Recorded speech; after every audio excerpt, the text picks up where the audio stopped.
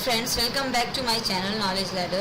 Learn with Shikha. Please subscribe my channel by clicking on bell icon.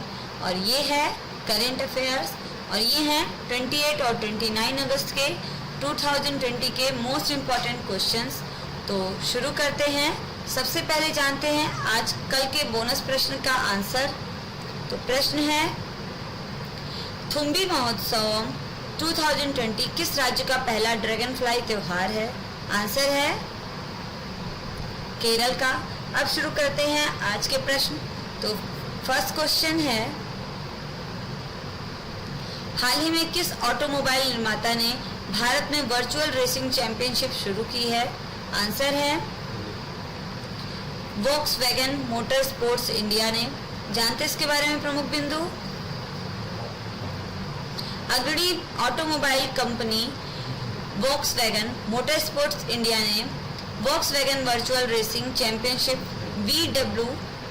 VRC एक आभासी पोलो cup championship शुरू की है। यह सभी भारतीय प्रतिभागियों के लिए खुली है और 2020 के VRC सीजन में रेस के लिए 26 ड्राइवरों को चुना जाएगा। विजेता 2021 वोक्सवैगन पोलो चैंपियनशिप में एक वास्तविक पोलो रेस कार चला सकते हैं। नेक्स्ट क्वेश्चन है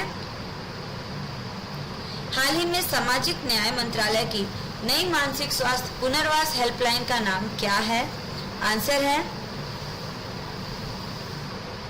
किरण। जानते इसके बारे में प्रमुख बिंदु। केंद्रीय सामाजिक न्याय और अधिकारिता मंत्रालय मानसिक स्वास्थ्य पुनर्वास के लिए एक नई टोल फ्री हेल्पलाइन शुरू करने जा रहे हैं। नई हेल्पलाइन कॉल करने वालों को प्राथमिक चिकित्सा, मनोवैज्ञानिक सहायता, संकट प्रबंधन के बारे में 13 प्रमुख भाषाओं में सहायता प्रदान करेगी। नेक्स्ट क्वेश्चन है किस भारतीय राज्य ने नीति आयोग द्वारा जारी एक्सपोर्ट प्रीपेयर्डनेस इंडेक्स EPI 2020 में टॉप किया है?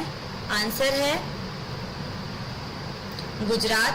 जानते इसके बारे में प्रमुख बिंदु। नीति आयोग ने हाल ही में इंस्टीट्यूट ऑफ कॉम्पिटिटिवनेस के साथ साझेदारी में एक्सपोर्ट प्रीपेयर्डनेस इंडेक्स 2020 पर एक रिपोर्ट जारी की है। इसने 4 प्रमुख मापदंडों जैसे नीति, बिजनेस, इकोसिस्टम, एक्सपोर्ट इकोसिस्टम और एक्सपोर्ट परफॉर्मेंस पर राज्यों को रैंक किया। इस रिपोर्ट के अनुसार गुजरात सूचकांक में सबसे ऊपर है, उसके बाद है महाराष्ट्र और फिर है तमिलनाडु और ये है भारत के मैप में गुजरात। नेक्स्ट क्वेश्चन है directorate general national cadet corps DGNCC mobile परिसर ऐप को किसने लॉन्च किया है? आंसर है राजनाथ सिंह ने। जानते इसके बारे में प्रमुख बिंदु। रक्षा मंत्री श्री राजनाथ सिंह ने यहाँ directorate general national cadet corps DGNCC mobile परिसर प्रशिक्षण ऐप लॉन्च किया है। यह ऐप जो है वो NCC कैडेटों के देशव्यापी ऑनलाइन प्रशिक्षण के संचालन में सहायता करेगा। DGNC मोबाइल प्रशिक्षण ऐप का उद्देश्य जो है वो NCC कैडेटों को एक प्लेटफॉर्म पर समस्त प्रशिक्षण सामग्री, सिलेबस, संक्षेपिका, प्रशिक्षण वीडियो एवं अक्सर पूछे जाने वाले प्रश्न उपलब्ध कराना है। इस ऐप को एक प्रश्न विकल्प शामिल करने के द्वारा परस्पर संवाद मूलक बनाया गया है।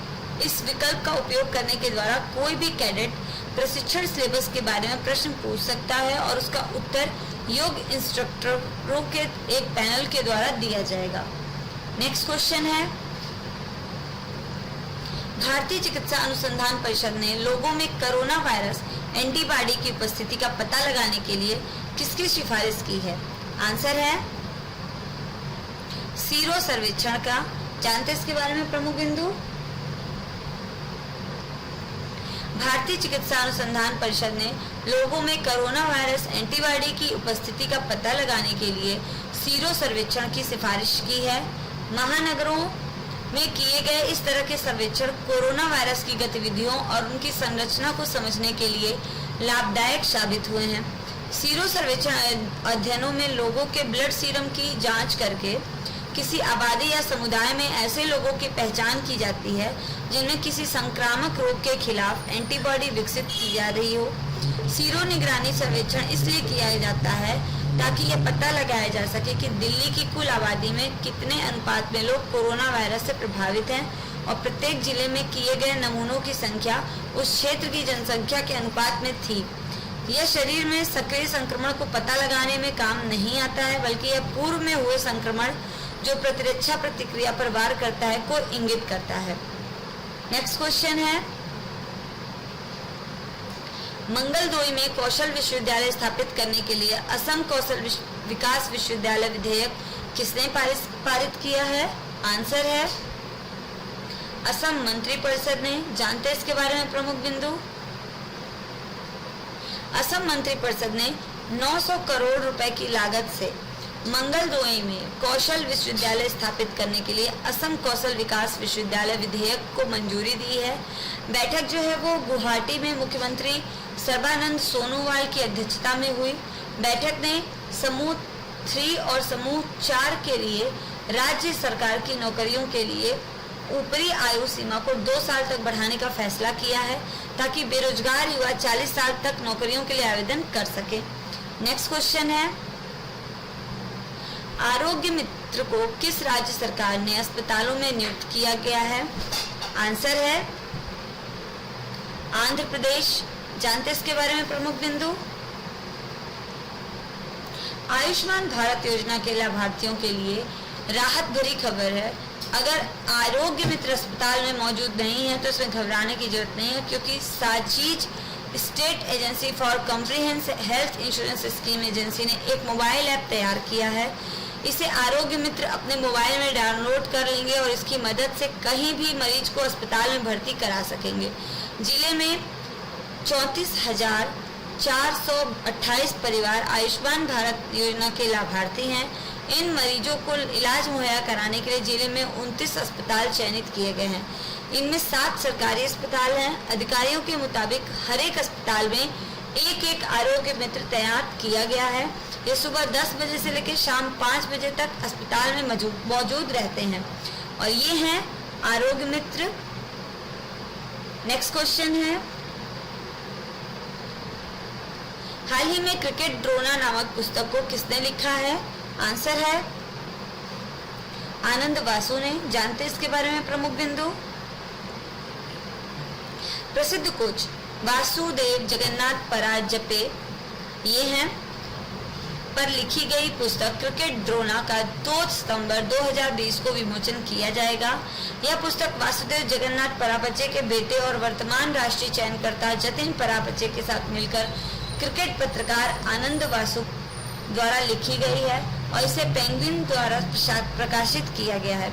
इस पुस्तक में गावस्कर, तेंदुलकर, राहुल द्रविड़ और रोहित शर्मा जैसे भारत के महान क्रिकेटरों के करियर के आगे बढ़ने में पराजपे के प्रभाव के बारे में बताया गया है।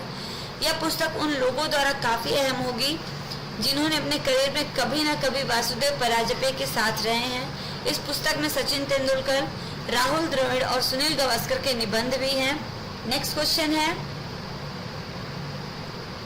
किस कंपनी के सीईओ केविन मेयर ने इस्तीफा दिया है? आंसर है टिकटॉक कंपनी के। जानते हैं इनके बारे में प्रमुख बिंदु। चीनी ऐप टिकटॉक को बेचने के अमेरिकी दबाव के बीच कंपनी के मुख्य कार्यकारी अधिकारी सीईओ केविन मेयर ने इस्तीफा दिया है। ये हैं केविन मेयर।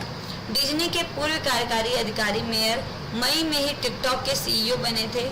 अमेरिका ने टिकटॉक को अपनी सुरक्षा के लिए खतरा बताया है।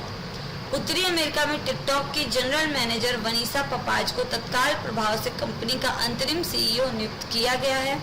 नेक्स्ट क्वेश्चन है, किस बैंक ने युवाओं के लिए लिबर्टी सेविंग अकाउंट सेवा की शुरुआत की है? आंसर है एक्सिस बैंक ने। जानते हैं इसके बारे में प्रमुख बिंदु। एक्सिस बैंक ने युवाओं और डिजिटल इच्छुक भारतीयों की बदलती जीवन शैली की जरूरतों को पूरा करने के लिए लिबर्टी सेविंग्स अकाउंट शुरू किया है। यह प्रति वर्ष 20,000 रुपए के अस्पताल नकद बीमा कवर प्रदान करता है जो कोविड-19 के तहत किए गए अस्पताल के खर्चों को कवर करेगा। जो इस महामारी को कवर करने वाला अपने प्रकार का पहला बचत खाता बनता है।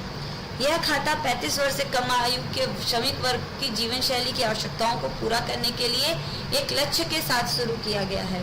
तो फ्रेंड्स, कंप्लीट होते हैं आज के 10 मोस्ट इम्पॉर्टेंट करंट अफेयर्स के क्वेश्चन। अब जानते हैं आज का बोनस प्रश्न क्या है। तो प्रश्न है,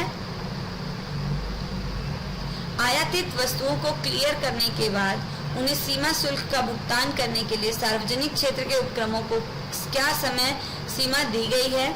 इसका आंसर आप सभी मेरे कमेंट बॉक्स में लिख के जरूर बताइएगा। और अगर आपको मेरे चैनल पसंद आता है तो प्लीज़ इसको लाइक कीजिए, शेयर कीजिए और सब्सक्राइब कीजिए ताकि ज़्यादा से ज़्यादा लोग इसका फ़ायदा उठा सकें। Thanks for watching. कल फिर मिलते हैं। बाय।